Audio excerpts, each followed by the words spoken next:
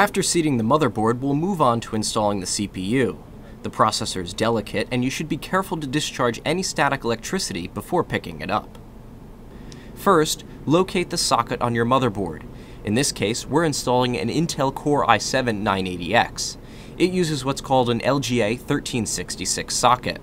When buying your parts, you need to make sure you buy a processor that fits the correct socket type. On the motherboard, release the socket latch on the side, open the hinge, and remove the plastic protector.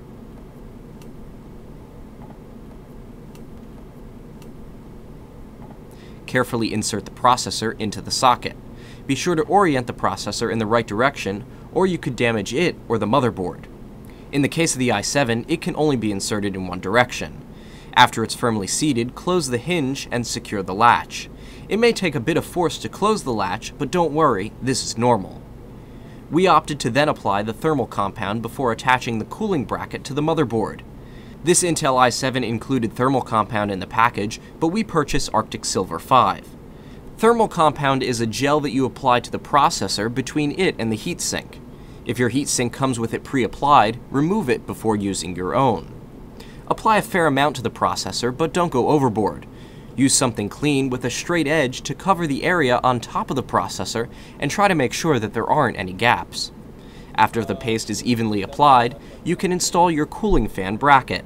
Again, Intel included a cooling fan, but we decided to purchase an aftermarket setup, the Arctic Cooling Freezer 7 Pro. The bracket goes over the motherboard socket, and plastic pins are used to secure each of the four corners. You then seat the heatsink and fan straight down onto the processor. In our case, we then used a screw on each side to attach the sink and fan to the bracket.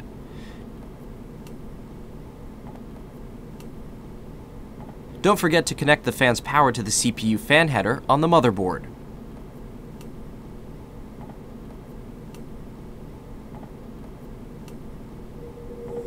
So to review, first make sure your motherboard and CPU are compatible. Insert the CPU in the right direction and press down firmly. Apply thermal paste to the top of the processor. Then install your heatsink and fan, making sure that everything is secured firmly. For the IDG News Service, I'm Nick Barber.